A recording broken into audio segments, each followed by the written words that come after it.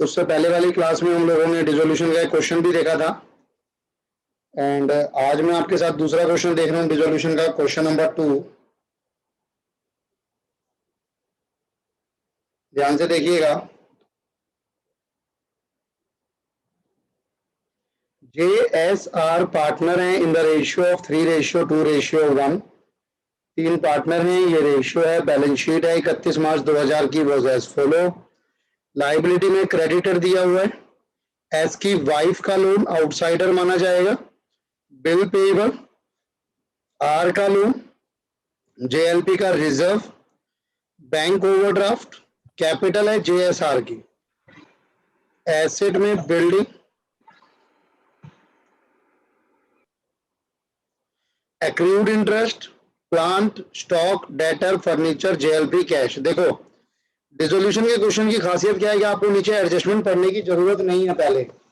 आप पहले realisation account, partners capital और अपना बैंक अकाउंट या कैश अकाउंट जो भी गिवन है, जैसे कैश गिवन है तो कैश अकाउंट बना लो और ये जो ट्रांसफर होना है वो ट्रांसफर कर लो।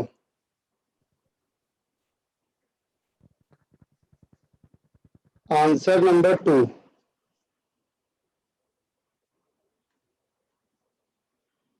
अब मैं सबसे पहले आपके लिए बना रहा हूं realisation account.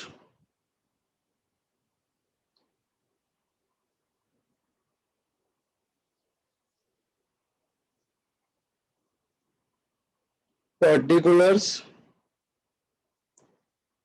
Amount, particulars, amount. और रियलाइजेशन हमारा मेन अकाउंट है, बड़ा अकाउंट इसी का बनेगा।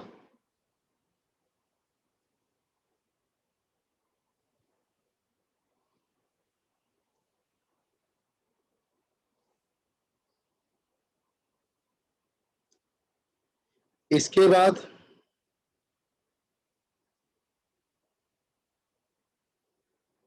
Partners capital account, particulars, partners का नाम JS और R, JSR,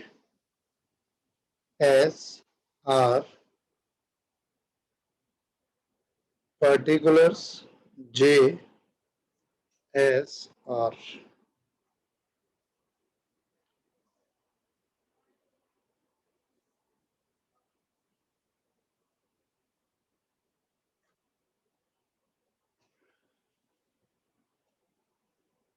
कैश अकाउंट,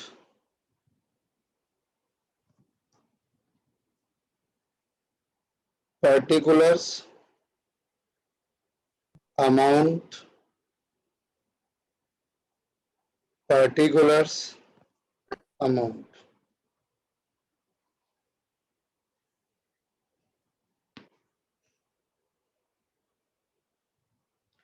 अब क्या करो, सबसे पहले जितने भी आपके एसेट्स एंड लाइबिलिटीज गिवन है उनको ठिकाने लगा दो।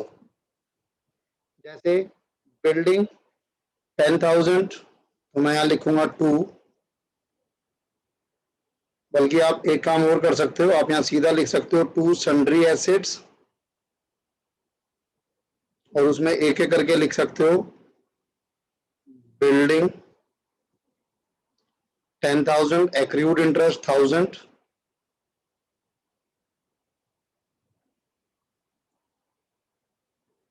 Accrued interest 1,000, plant 22,000, stock 6,000, plant 22,000, stock 6,000, debtor 5,000, furniture 1,200, debtor 5,000,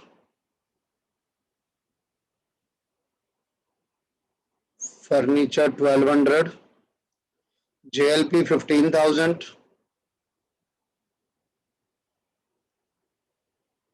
इसके बाद कैश है, कैश तो यहां पर आएगा नहीं, कैश अपनी जगह जाएगा। टू बैलेंस BD और कैश कितना है 38,800।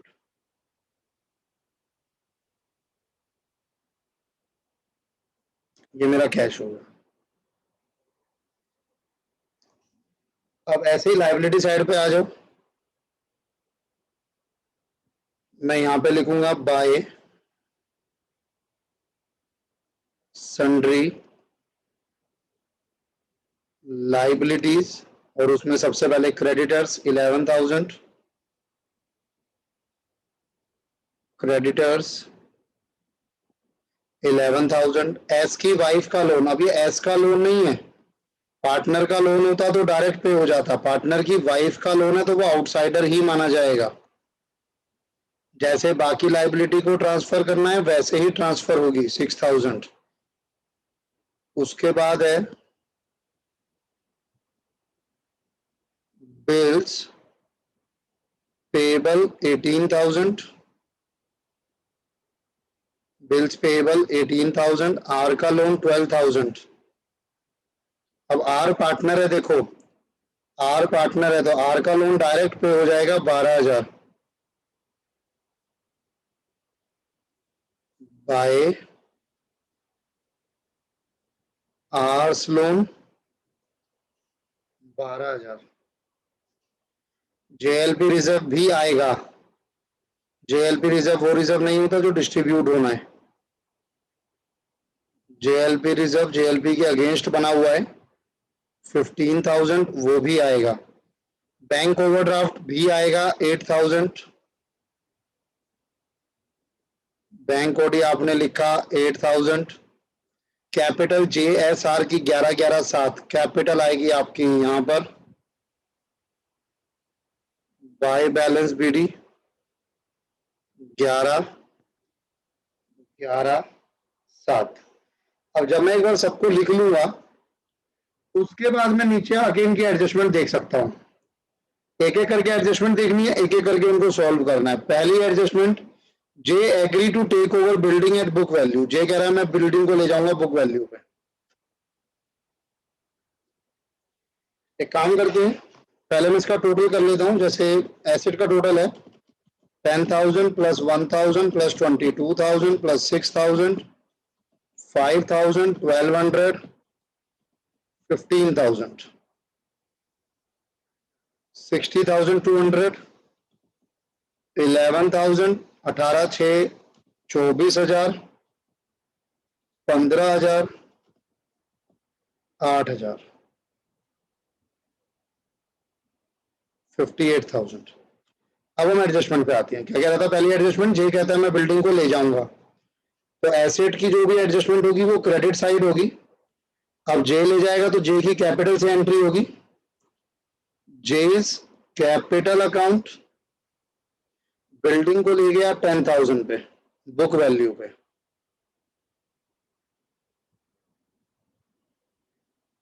बिल्डिंग।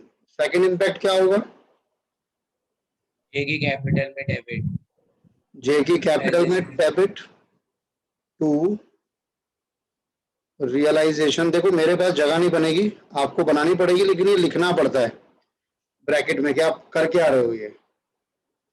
ये तो जे का हो गया। इसी का सेकंड पार्ट है एंड टू पे ऑफ क्रेडिटर, जे ये भी एग्री कर रहा है कि वो क्रेडिटर को पे करेगा, बिल्डिंग हो चुका है।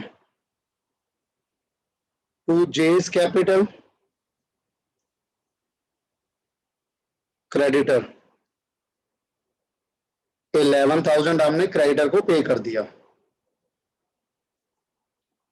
तो जे की कैपिटल को इंक्रीज किया जाएगा 11,000। ब्रैकेट में आप क्रेडिटर लिखोगे, मेरे पे जगह नहीं बनेगी। सर कैसे इंक्रीज क्यों करेंगे? सर लाइबिलिटी किसकी थी, ये क्रेडिटर, फॉर्म की। और अगर कोई पार्टनर पे करेगा तो वो मांगेगा ना वो पैसा फर्म से। ठीक है। पहली एडजस्टमेंट हो गई। दूसरे में कहता है accrued interest was not collected, आपका एक्रूड इंटरेस्ट जो है वो कलेक्ट नहीं हुआ, यानी वो तो हमारा डूब गया पैसा।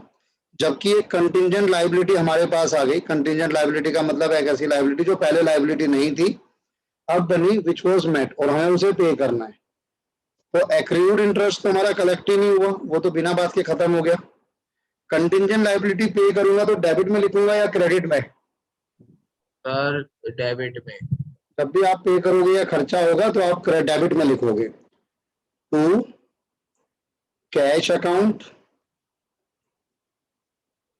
कंटिंजेंट लाइबिलिटी, कितना हो गया ₹600। और इसका सेकंड इंपैक्ट क्या होगा, मेरा कैश अकाउंट से कम हो जाएगा, कंटिंजेंट लायबिलिटी ₹600। इसके बाद अब ये भी हो गया। अदर एसेट जो रियलाइज हुए, प्लांट 25, स्टॉक 5, डेटर 4600। आप शो करेंगे by cash, plant 25, debtor 5, stock 5,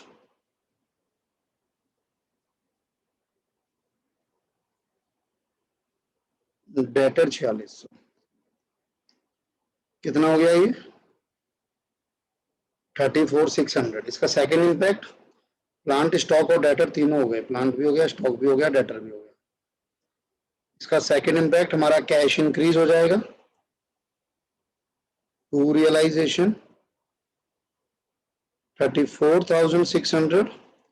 और आपको दिखाना पड़ेगा प्लांट, स्टॉक, डेटर 25, 5, 4600। ये मेरी एक और एडजस्टमेंट हो गई। इसके बाद एस एग्री करता है कि वो फर्नीचर को ले जाएगा 80% की बुक वैल्यू पर। फर्नीचर कितने का है, 1200 का। अगर एस ले जाएगा तो हम यहां पे लिखेंगे बाय एस कैपिटल, फर्नीचर 1200 का 80%, कितना हो गया, 960। 1200 का 80%, 960 में एस ले गया फर्नीचर को, तो एस की कैपिटल को कम कर दिया जाएगा टू रियलाइजेशन फर्नीचर। आगे बढ़ते हैं। S agree to discharge his wife loan. S की वाइफ का जो लोन है उसको एस पे करने को तैयार है। तो भाई वो उसकी वाइफ का लोन जरूर है, बट वो लाइबिलिटी जो है वो फर्म की है। To cash account S wife loan, cash account नहीं, सॉरी, एस कैपिटल। एस की कैपिटल इंक्रीज हो जाएगी ना 6000 से, तो एस की कैपिटल इंक्रीज कर दीजिए 6000 से बाय रियलाइजेशन, बाय रियलाइजेशन 6000 हो गया। इसके बाद कहता है there was an unrecorded asset of 6000 which was taken over by R at 4200। आपके पास ना कोई एसेट था, बट वो एसेट आपने आज तक रिकॉर्ड नहीं किया था, किसी भी कारण से आप भूल गए, आपने ध्यान नहीं दिया। अब आपके सामने वो एसेट आया और उसको आर ले गया 4200 पर।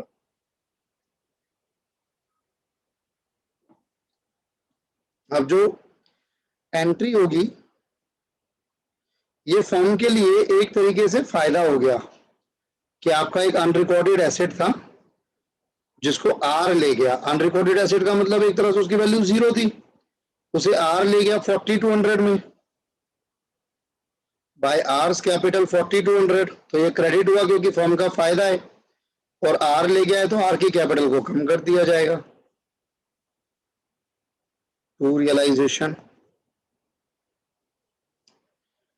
आगे कहता है अ bill receivable of ₹3000 was received from customer X and the bill was discounted from bank। इसको ध्यान से समझना, इंपॉर्टेंट एंट्री है।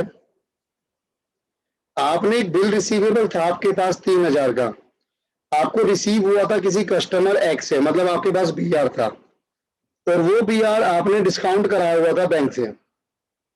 डिस्काउंट का मतलब है ड्यू डेट पर बैंक जो है मिस्टर एक्स से पैसा मांगता और मिस्टर एक्स उसको पैसा दे देता, आपका रोल नहीं था कोई। लेकिन क्या हुआ, एक्स जो है वो इंसॉल्वेंट हो गया, एक्स जो है वो इंसॉल्वेंट हो गया। एक्स कहता है मेरे पास पैसा नहीं है और उसकी प्रॉपर्टी से सिर्फ 60% रिसीव हो सका, तो 60% बैंक को चला गया, लेकिन बाकी 40% बैंक को कौन देगा? हम देंगे सर। तो देंगे दूसरे सर। रिमेनिंग पार्टनर बचेंगे। हाँ जी सर। तो मैं पूछा था फर्म देगी कि पार्टनर देंगे? सर फर्म देगी, फर्म के पास है भैया, पार्टनर के पास नहीं है। Okay sir. तो ये फर्म का नुकसान हो गया एक तरीके से बैठे बैठे कि 3,000 का 40% फर्म को देना पड़ रहा है। 3,000 का 40% फर्म को देना पड़ रहा है। तो 3,000 का 40% 1,200 रुपए, 1,200 रुपए फर्म को देना पड़ रहा है। फर्म का नुकसान है तो डेबिट होगा। To cash B R dishonoured 1,200, और हम कैश को कम कर देंगे by realisation 1,200, by realisation 1,200। Bill payable were paid at a discount of 5%। अब ये बिल पेबल आपने पे करा है 5% के डिस्काउंट पे। कहाँ है बिल पेबल, देख लो जरा। 18,000 का बिल पेबल है, हम पे कर रहे हैं 5% के डिस्काउंट पे। कितना पे कर रहे हैं इसका मतलब हम 18,000 माइनस 5%, 17,100 आएगा। 17,100। बिल्कुल सर, 900 रुपए का डिस्काउंट है और आपका कैश अकाउंट भी कम हो जाएगा बाय बिल पेबल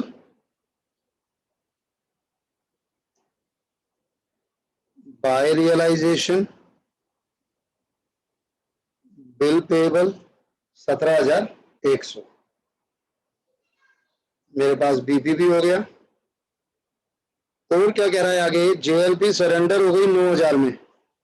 चलिए बढ़िया है जी, आपको जेएलपी का पैसा मिलेगा बाय कैश। जेएलपी सरेंडर हुई 9,000, आपका कैश इंक्रीज हो जाएगा। To realisation JLP 9,000, to realisation JLP 9,000। इसके बाद डिसोल्यूशन के खर्चे 3,000। डिसोल्यूशन का खर्चा मतलब नुकसान। टू कैश एक्सपेंसेस 3,000 है, 3,000 नो नहीं है, 3,000 बाय रियलाइजेशन। डबल इफेक्ट साथ साथ करके चलना। सर जीएलपी तो पार्टनर में नहीं बांट देंगे? नहीं सर, यहाँ पे जेएलपी का वो सीन नहीं है, पार्टनर में डिस्ट्रीब्यूट नहीं होगा, आपका रियलाइजेशन में आएगा और कैश में जाएगा। ठीक है सर। अब मेरे पास एडजस्टमेंट सारी हो चुकी है, लेकिन इससे पहले कि मैं ये कहूं कि क्वेश्चन खत्म हो गया, एक बार जो आपके एसेट्स और लाइबिलिटीज थे ना ये वाले, इनको चेक कर लेना सब कुछ हो गया कि नहीं। मैंने इसलिए टिक करा हुआ है सबके आगे। जेएलपी का कुछ नहीं होगा सर, जेएलपी का कोई यूज नहीं होता, जेएलपी इस जेएलपी से कट जाती है। बैंक ओडी के बारे में कुछ नहीं बोला है। अगर किसी लाइबिलिटी के बारे में कुछ ना बोला हो तो हम क्या एज्यूम करते हैं? बुक वैल्यू पे पेबल है। बुक वैल्यू पर हमने पे कर दी होगी। तो टू कैश बैंक ओडी 8,000 और मेरा कैश अकाउंट भी कम हो जाएगा बाय रियलाइजेशन ब्रैकेट में बैंक ओडी 8,000। अब मेरी क्यों लिखते हैं एक्सपेंसेस जैसे बिल पेबल, ये बैंक सर वो शो करना पड़ता है ना किस चीज की एंट्री हो रही है ये। Okay sir. अब मैं क्या करूंगा, मैं रियलाइजेशन अकाउंट को बंद करूंगा। मैं काम करता हूँ, क्रेडिट का टोटल देख लेता हूँ। 58 प्लस 10 34,600 960 4,200 9,000 माइनस 60,200 11,600 7,200 17,100 11,000। तो 9,660 का मेरा यहाँ पे डिफरेंस आ रहा है। प्रॉफिट है या लॉस? कैसे लॉस भाई?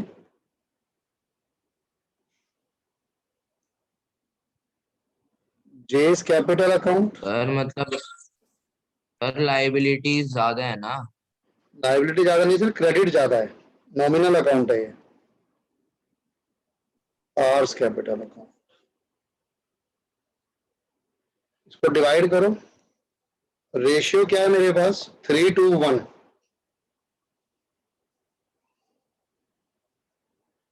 3 2 5 और 1 6।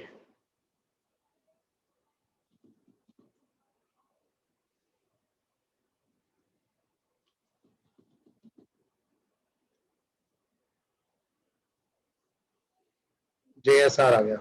अब ये प्रॉफिट इनके अकाउंट में ट्रांसफर हो जाएगा। 4830,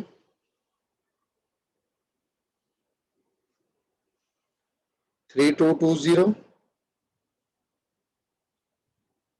1610। बाय रियलाइजेशन,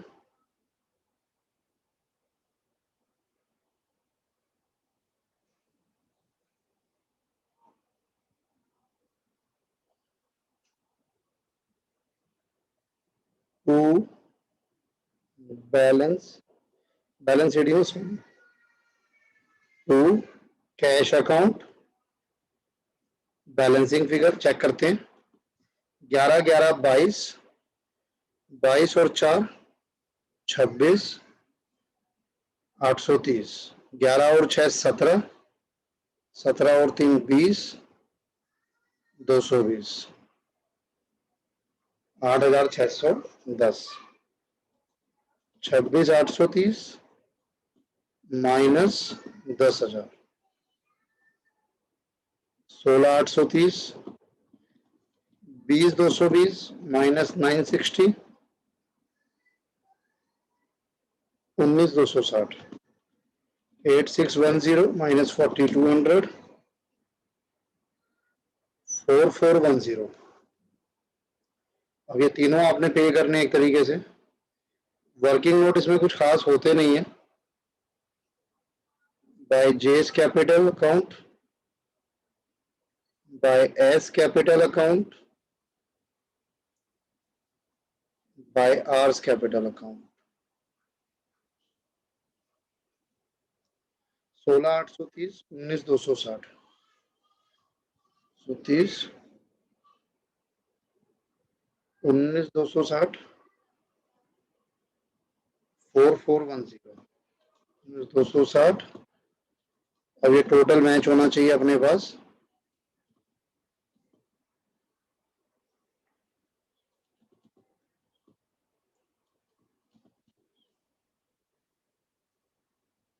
$82,400 माइनस 38,800, 34,600, 9,000 मैच हो रहा है जी।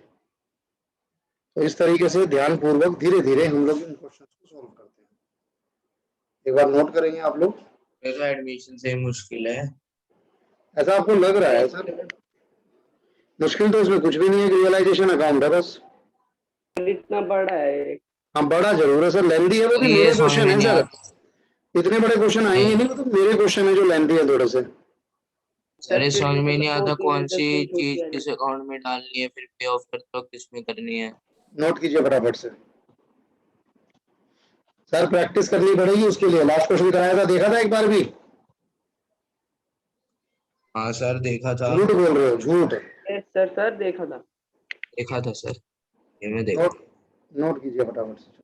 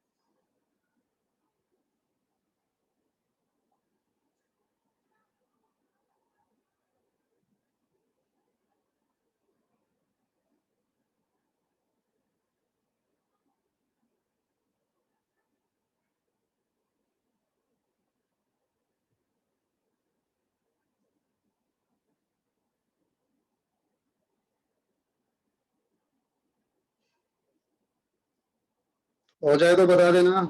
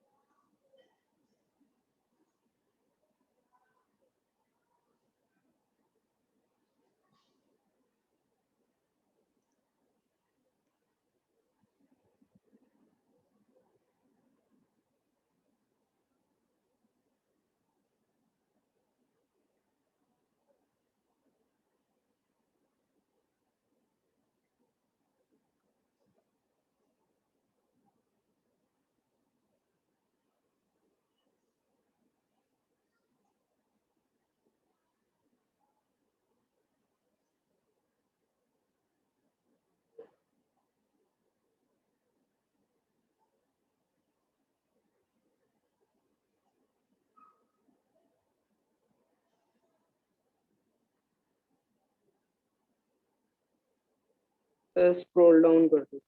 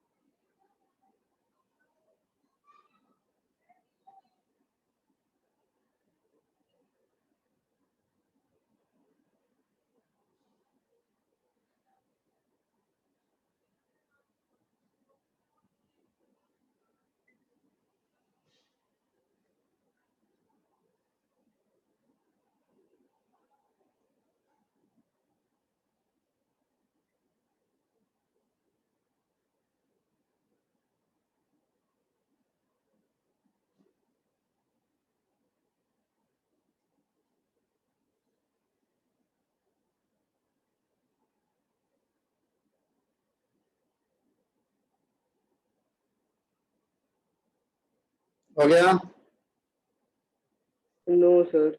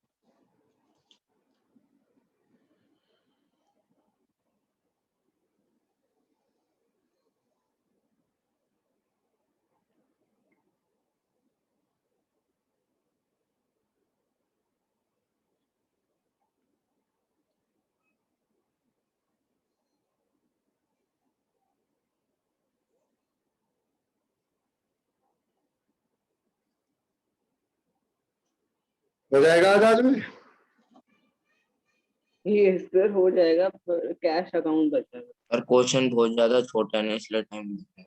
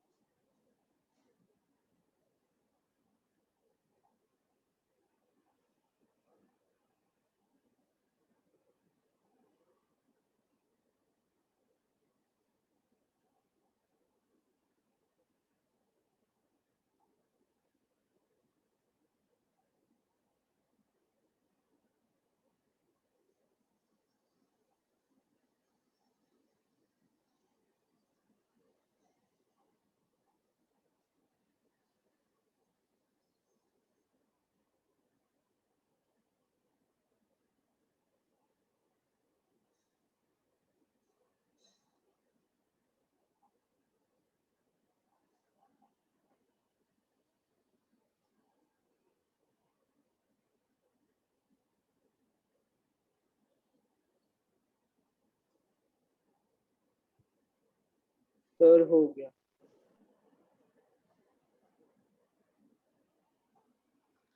सबका हो गया जी?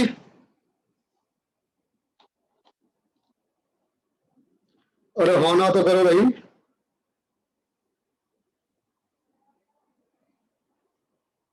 सब चले गए क्या छोड़ के क्लास? है तो नहीं। नहीं सर है। सर हो गया हो गया।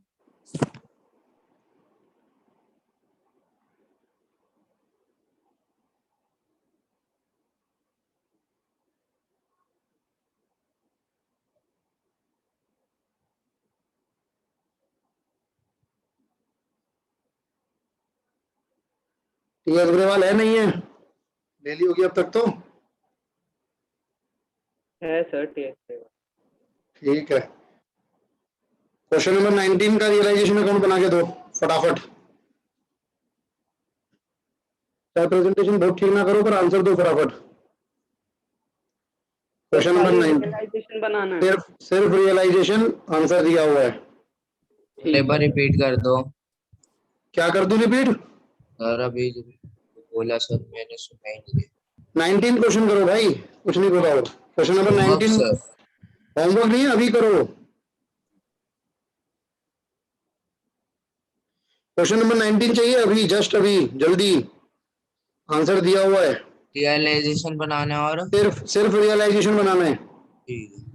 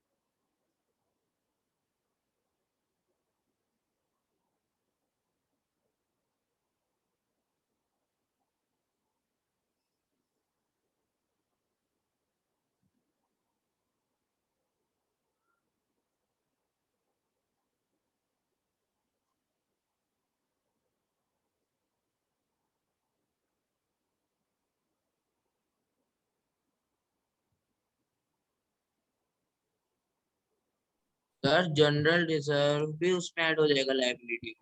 नहीं सर, सीधा ट्रांसफर होगा। सर जेएलपी होता है सिर्फ? सिर्फ जेएलपी होता है।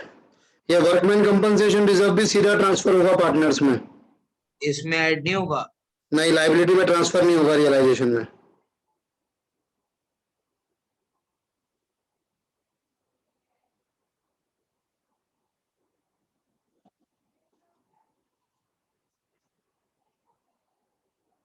और सर ये रमेश करंट अकाउंट का बैलेंस रमेश के करंट अकाउंट में जाएगा ना? नहीं सर, कैपिटल अकाउंट तो बना, करंट अकाउंट तो बनाना ही नहीं है ना आपको, खाली नहीं मैं कह रहा रियलाइजेशन हूँ, बनाने।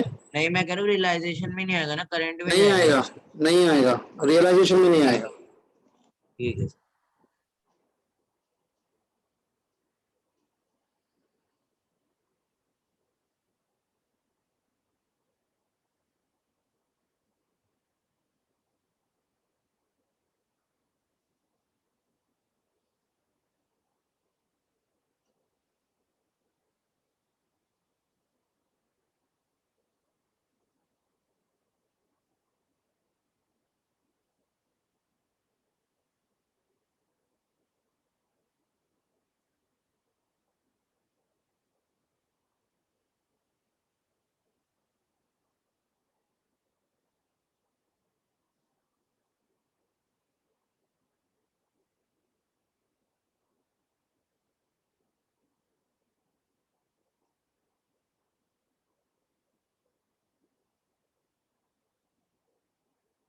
सर ये उमेश करंट अकाउंट को क्या करेंगे? कुछ नहीं सर, इग्नोर करेंगे, पार्टनर्स कैपिटल अकाउंट में जाता। अच्छा सर, ठीक है।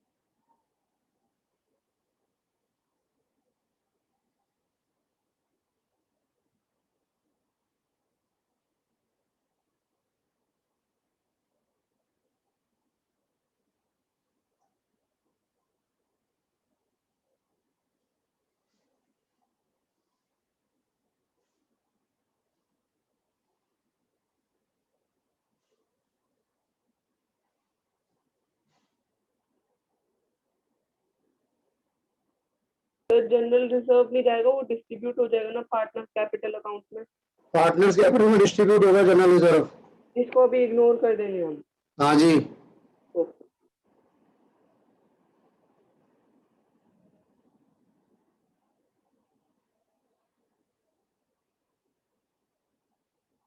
अरे अनरिकॉर्डेड बिल तो लायबिलिटी हो गई ना?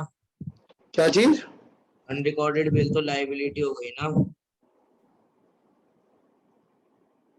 हाँ बिल्कुल हो गई।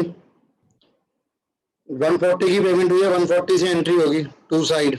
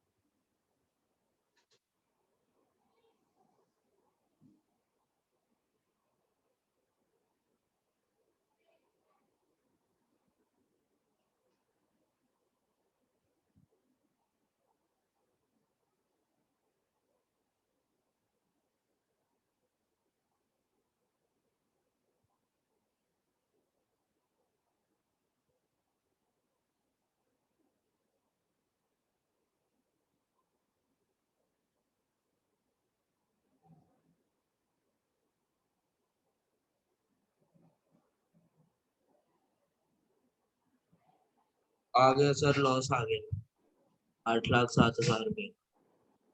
सर एक बार इसका ये एडजस्टमेंट समझा दो। और किसी का हुआ? सर मेरा भी आ मेरा गया। हो गया सर, 8,07,000 रुपए का आ गया loss. Very good. Sir Ramesh Umesh की वो नहीं दे रखी, तो इक्वल मान लेना। छोटों में क्या फर्क पड़ता है? और वैसे दे रखी है sir in the ratio of their capital. ध्यान से देखा करो क्वेश्चन भाई। ए रमेश 50% स्टॉक ले गया, ये आपका रियलाइजेशन अकाउंट है। 10,000 लेस बुक वैल्यू पे, at rupees 10,000 less than book value.